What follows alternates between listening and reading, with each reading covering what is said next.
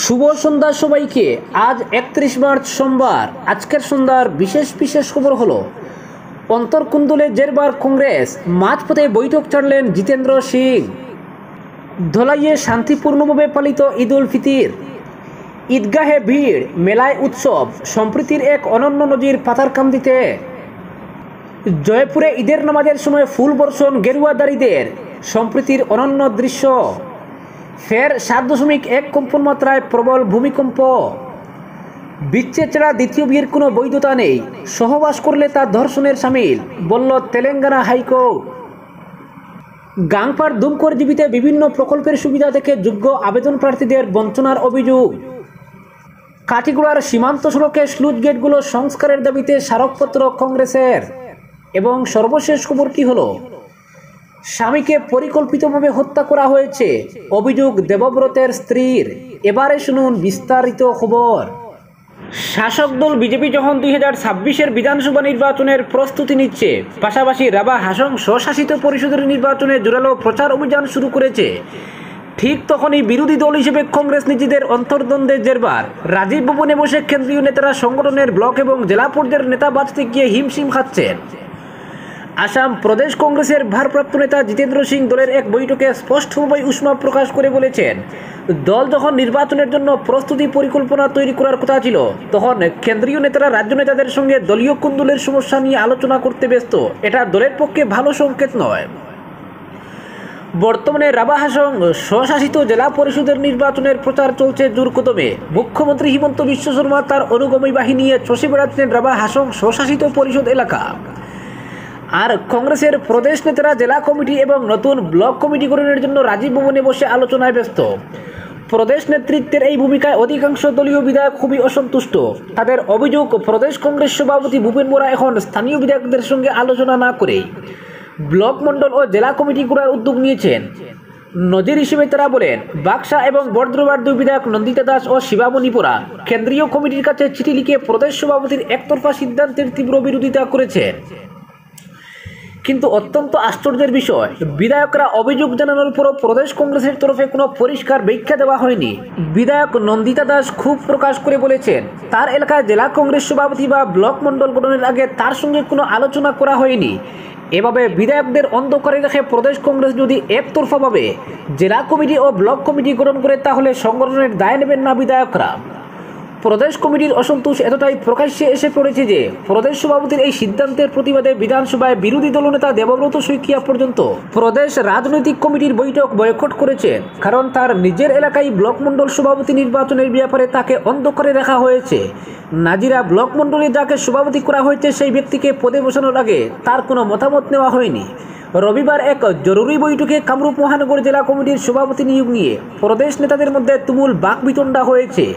পরিস্থিতি অনুধাবন করে এআইসিসির ভারপ্রাপ্ত নেতা জিতেন্দ্র সিং সভা থেকে চলে যান। তবে কংগ্রেস সাংসদ গৌরব গগৈ অবশ্য দলের এই অন্তর্কুন্দলের বিষয়টিকে হালকা চালে উড়িয়ে দিয়েছেন। গৌরবের বক্তব্য, দলে যদি অভ্যন্তরীণ গণতন্ত্র না থাকে, তাহলে সংগঠন কখনই শক্তিশালী হতে পারে না। এখন যেটা হচ্ছে সেটা দলের পক্ষে শুভ লক্ষণ। যদিও গৌরব গগৈ বিষয়টিকে গুরুত্ব দিতে চাননি, কিন্তু প্রদেশ কংগ্রেসের অন্য প্রথম সারির নেতারা প্রদেশ সভাপতির বিরুদ্ধে অসন্তোষ প্রকাশ করে ভূপেন বোরার বিরুদ্ধে জিতেন্দ্র সিংয়ের কাছে সরাসরি নালিশ জানিয়েছেন। শাসক দল বিজেপি যখন রাভা যুগ্ম সংগ্রাম কমিটির সঙ্গে আঘাত করে স্বশাসিত পরিষদ গঠনের জন্য নির্বাচনে ঝাঁপিয়েছে, তখন কংগ্রেস নেতারা নিজেদের অভ্যন্তরীণ কুন্দল নিয়ে লড়াইয়ে ব্যস্ত। এই যদি পরিস্থিতি হয়, তাহলে 26-এর বিধানসভা নির্বাচনে শক্তিশালী সংগঠন বিজেপির সঙ্গে কী নিয়ে লড়াইয়ে নামবে কংগ্রেস, প্রশ্ন তুলেছেন দলীয় কর্মীরা। অপরদিকে আজ সারা দেশে উদযাপিত হয়েছে পবিত্র ঈদ উল ফিতর। দেশের অন্যান্য স্থানের মতো রাজস্থানেও কড়া নিরাপত্তার মধ্যে সকাল থেকে ঈদগাহে নামাজ আদায় করা হয়। আর সেখানেই এক অনন্য দৃশ্য দেখা গেল। সেই ঘটনার ভিডিওটি সোশ্যাল মিডিয়ায় পোস্ট করেছে বার্তা সংস্থা এএনআই। তাতে দেখা গিয়েছে গেরুয়া পরিহিত হিন্দু ব্যক্তিরা নামাজ পড়তে থাকা ব্যক্তিদের উপর ফুল বর্ষণ করছেন। সম্প্রতি রাস্তায় নামাজ নিয়ে বিতর্ক তীব্র হয়েছিল দেশ জুড়ে। এই আবহে উত্তেজনার সম্ভাবনা দেখা দিয়েছিল কোথাও কোথাও। এই আবহে জয়পুরের এই সম্প্রতির দৃশ্য সামনে এলো গোটা দেশের। আজ সকালে জয়পুরের দিল্লি রোডে অবস্থিত ঈদগাহে হাজার হাজার মুসলমান জড়ো হন। তারা সেখানে নামাজ পড়েন। সেই সময় কিছু গেরুয়া পোশাক পরা লোকজনকে, নামাজ আদায়রত লোকজনকে ফুল বর্ষণ করতে দেখা যায়। হিন্দু মুসলিম ঐক্য কমিটি এর আয়োজন করে কাঁধে গেরুয়া কুর্তা পরিহিত ব্যক্তিরা নামাজ আদায় করা ব্যক্তিদের উপর গোলাপের পাপড়ি বর্ষণ করেন। পরবর্তী খবরটি হলো, ফের 7.1 কম্পন মাত্রায় প্রবল ভূমিকম্প। একটা ভূমিকম্প সামলে উঠতে না উঠতেই ফের আরেকটা ভূমিকম্প। প্রবল ভূকম্পনে সম্প্রতি ব্যাপক ক্ষয়ক্ষতির শিকার হয়ে মায়ানমার। এবার 7.1 কম্পন মাত্রা কেঁপে উঠল টুঙ্গা। সুনামি সতর্কতা জারি করা হয়েছে সেখানে। মার্কিন যুক্তরাষ্ট্রের ওই জিওলজিক্যাল সার্ভে সূত্রে খবর, মাটির মাত্র 10 কিলোমিটার নিচে উৎপত্তি এই ভূমিকম্পের। আশেপাশেও জারি হয়েছে সুনামি সতর্কতা।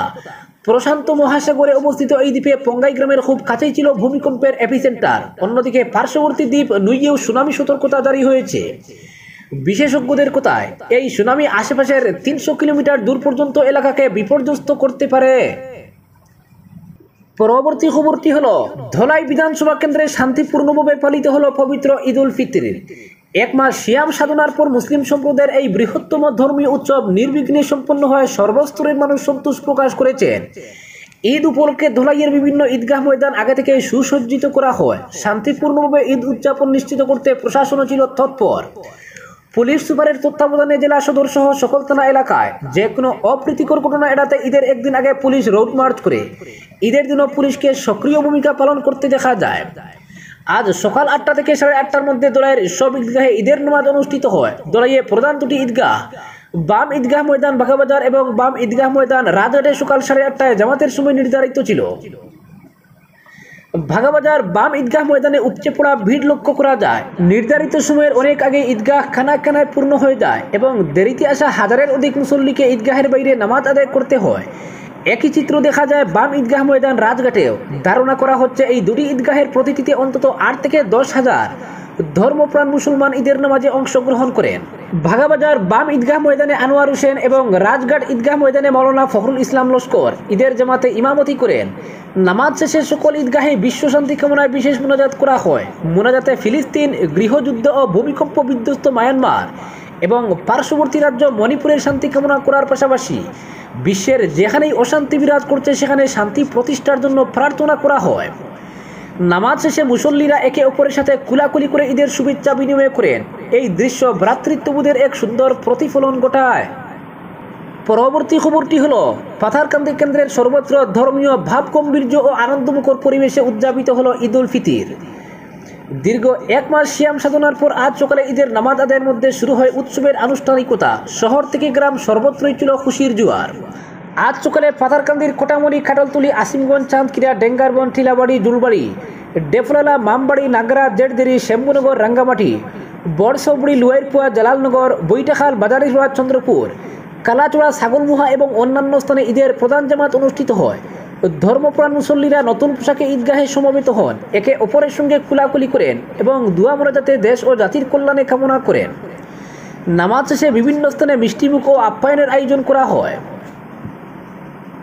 ঈদের বিশেষ আকর্ষণ ছিল পাথারকান্দি বিধানসভার দক্ষিণ প্রান্তে আসাম জুরাম ত্রিপুরা সীমান্ত ঘেঁষা ঐতিহ্যবাহী কোটামণি বাজারের ঈদ মেলা। সেখানে শিশু কিশোর থেকে শুরু করে সব ব্যবসায়ীরাই অংশ নেয়। বাহারি খেলনা, খাবার ও পোশাকের দোকানে উপচে পড়া ভিড় ছিল চোখে পড়ার মতো।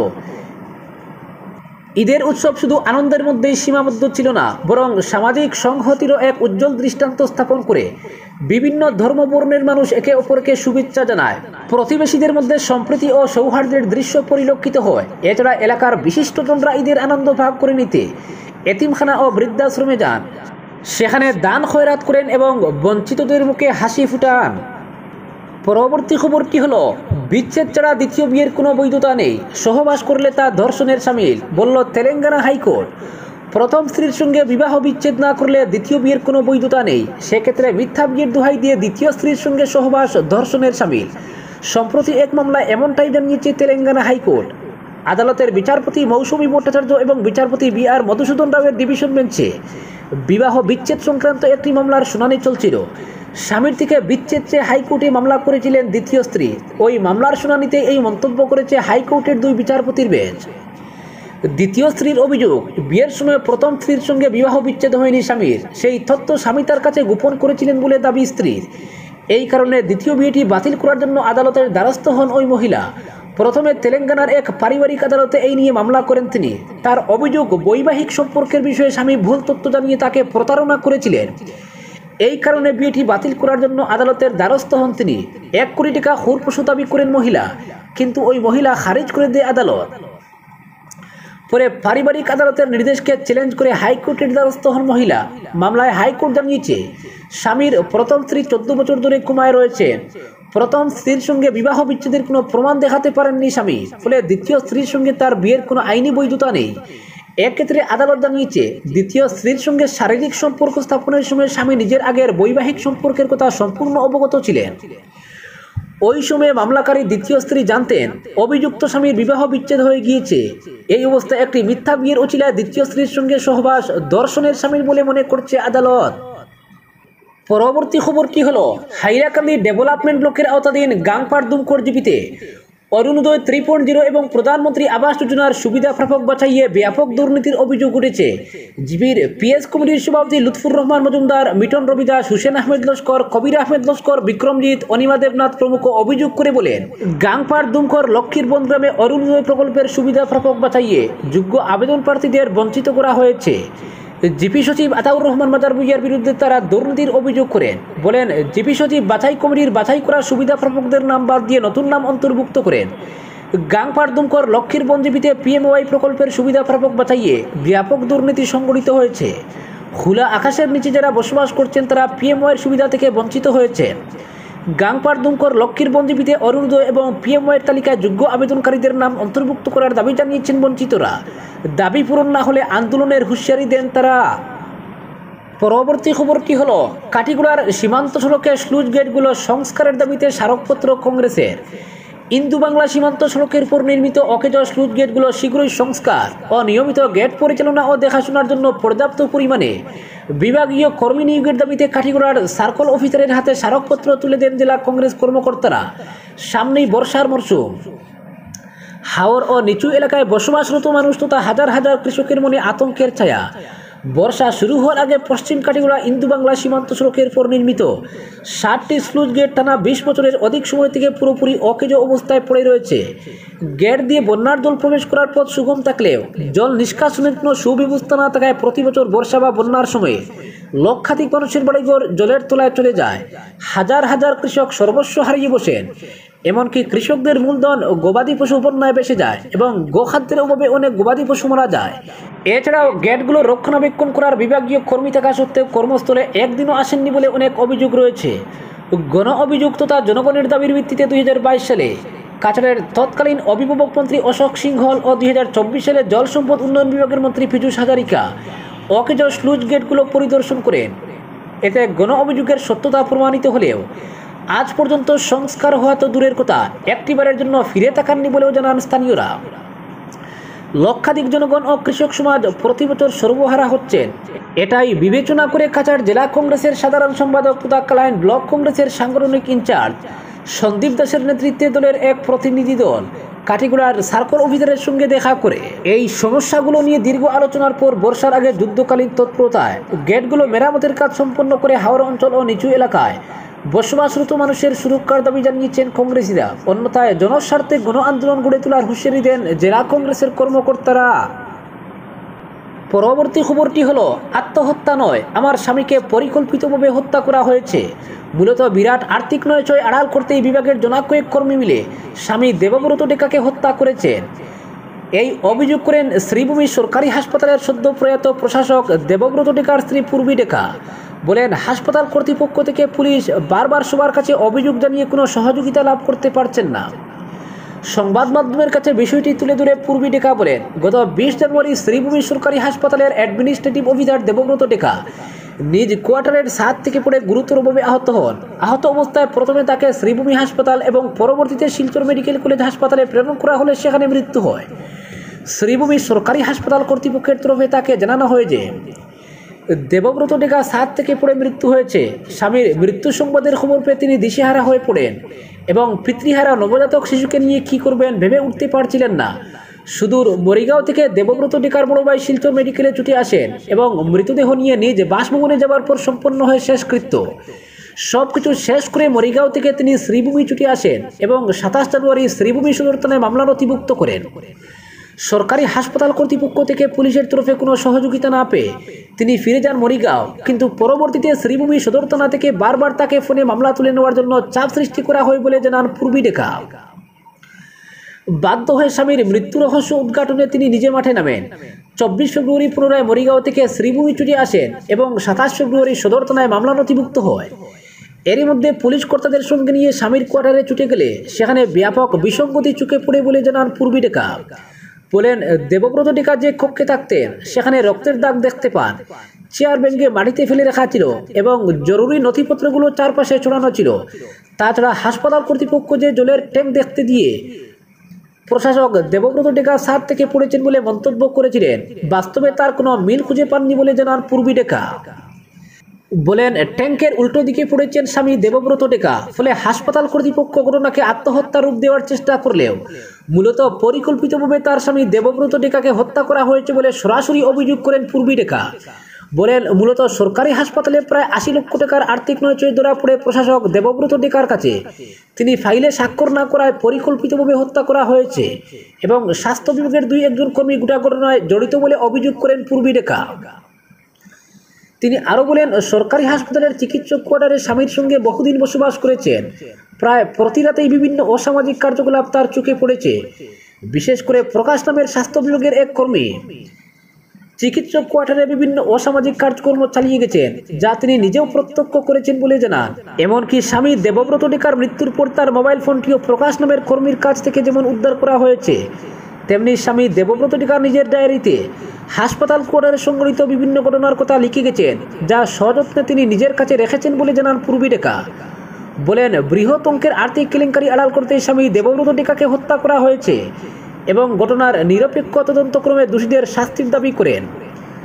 হাসপাতাল পরিচালন সমিতির সভাপতি তথা মন্ত্রী কৃষ্ণেন্দু পাল, উত্তর করিমগঞ্জের বিধায়ক কমলাক্ষ দেব পুরকায়স্থ, রাজ্যসভার সাংসদ মিশন রঞ্জন দাস, জেলা বিজেপির প্রাক্তন সভাপতি সুব্রত ভট্টাচার্যের সক্রিয়তা কামনা করেন পূর্বী ডেকা। এদিকে বিষয়টি নিয়ে প্রকাশ নামের কর্মীর মতামত জানতে চাইলে তিনি যাবতীয় অভিযোগ অস্বীকার করেন। আজকের বিশেষ সংবাদ এখানেই সমাপ্ত।